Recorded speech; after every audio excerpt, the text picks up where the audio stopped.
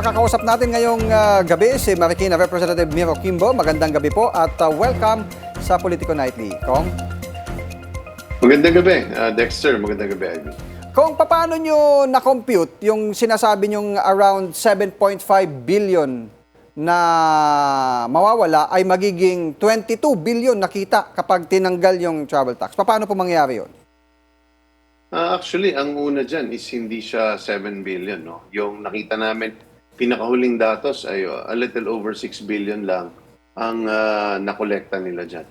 Very simple lang yung ating, tinatawag natin ito na for every reduction ng plane fare, nagkakaroon siya ng epekto in terms of increase ng ating passenger load. So sa nakikita natin sa lahat ng competition, pati man sa airline, na kapag magkaroon ka ng 20% reduction ng 20% reduction sa plane fare dahil ang 1,620 na travel tax is almost 20% or 16.6% ng kadalasang pinakamurang plane fare papunta sa ASEAN neighbors natin. So sa pagbaba nito, ina-anticipate natin in fact na magtataas ang demand by almost 20%. So sa dagdag na pasahero, lahat yan bibili ng panibagong ticket at yung panibagong ticket na yan ay may buwis din yan, may VAT at may income tax yung iba't ibang kumpanya na magbebenepisyo dito. Labas pa dyan yung bibili nila mga gamit, bibili ng maleta, bibili ng mga damit, bibili ng mga kagamitan na dadalhin nila kung saan sila magbiyahe. At yung panghuling factor dyan, Dexter, is yung tinatawag natin na effective multiplier effect ng tourism. So particularly for plane fares, ito ang airline industry, ang multiplier dyan, meaning for every peso that you spend, meron silang calculated na nagiging effect or dagdag sa ating GDP. So nagre-range siya between 1.9 to 2.5%, depende kung sinong industriya o sinong ekonomista ang nakikita mo. So all in all, ang dagdag na activity is ranging between 23 to 28 billion ang madadagdag sa ating ekonomiya. Oh, pero Kong, di ba yung travel tax, hindi siya applicable doon sa mga foreign travelers papunta ng Pilipinas, lalo pag mga short-term lang na biyahe? Tama.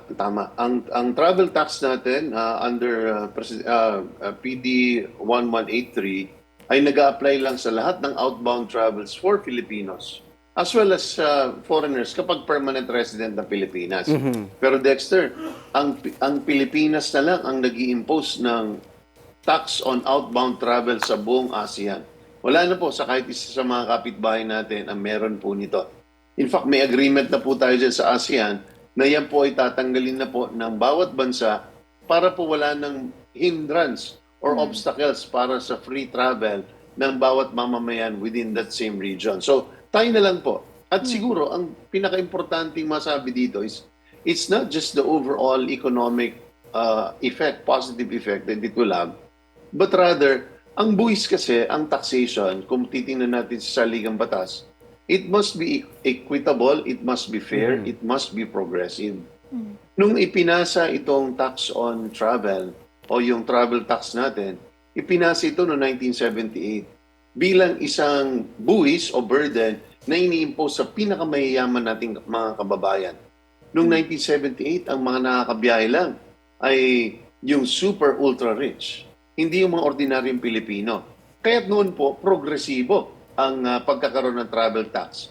Pero ngayon po, ini-impose natin itong tax na ito kahit sa mga ordinaryong bumabiyahe. At karamihan ng nabiyahe natin ngayon is almost 40% ay below 30 years old or kabataan. So, talagang hindi na siya naangkop o nararapat.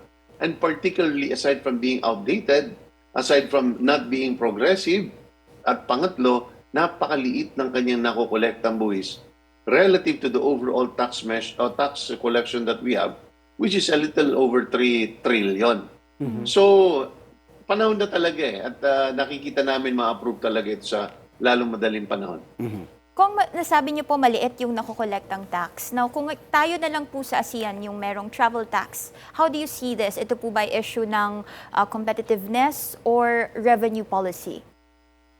Pareho actually. Maganda yung tanong, no? So right now, ang nagiging depekto sa atin is marami tayong nadi-discourage na mga kababayan who otherwise should be able to travel na hindi sila nakakapagbiyahe. At nakikita namin na ito ang malaking bagay at malaki ang magiging benepisyo at lalaki ang mga biyahero natin mga Pilipino.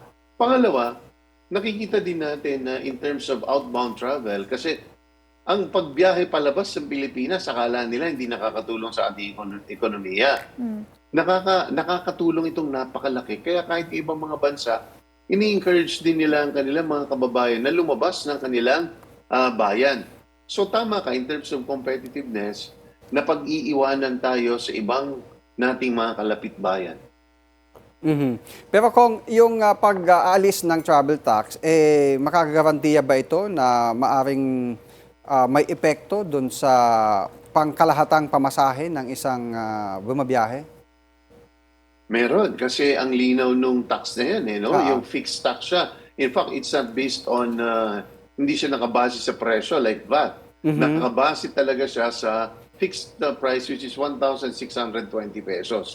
So nakikita natin, ang mga airlines, tatandaan natin, hindi sila kumikita dahil may tax. In fact, nakaka-apekto ito sa kanilang pagbebenta. So kung sila yung nagbebenta ng piso sales o nagbebenta sila ng 100 peso plane fares papunta Singapore, papuntang Bangkok, talagang 100 pesos lang ang kanilang babayaran plus a little over na mga transaction fee. Pero wala na yung pinakamalaking balanse which is the travel tax. So we expect a dramatic reduction in prices.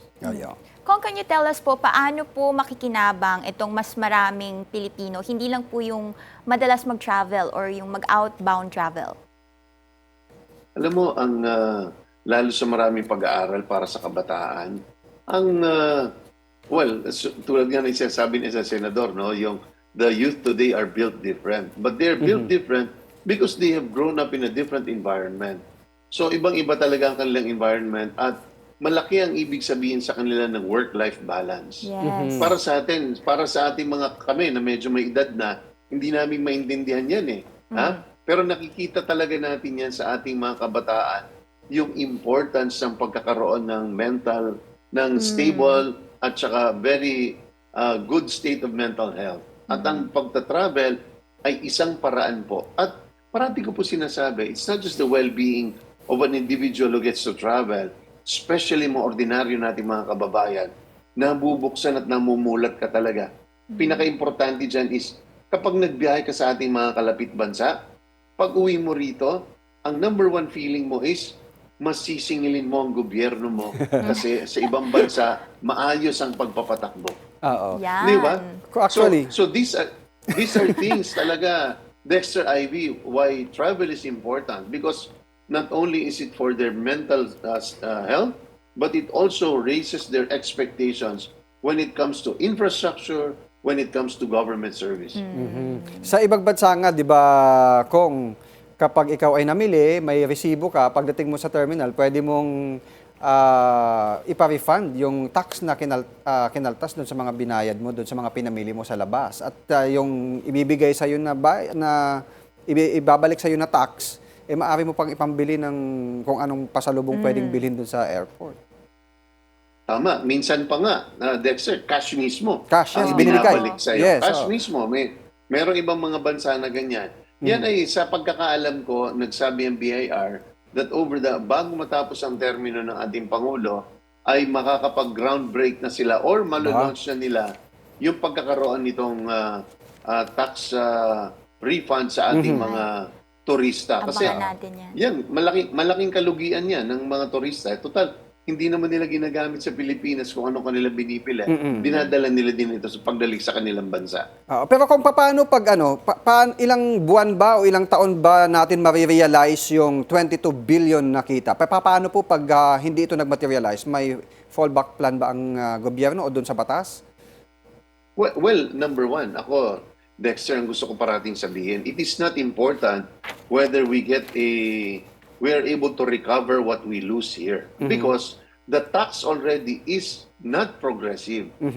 Parusa siya sa mga tao hindi dapat pinaparusahan. And I will question that in fact, it is no longer, aside from having no basis in experience, today it has no more basis in law. Kasi ang dati talaga ini-impose mo siya para sa mga mayayaman. Pero ngayon po, ordinaryong tao na po ang ating pinagbabayad nito. Correct. Mga kapitbahay natin, hindi mo akalain nakakabiyahe. Ay nakakabiyahe na po ngayon. So, hindi talaga sila dapat magbayad. Pero pangalawa, tulad ng sabi natin is, we are strongly confident based on the numbers, based on the elasticity model of tourism, on the airline industry, na lahat po ito mababawi natin because we will see more people spending their money to enliven our economy. Ayan.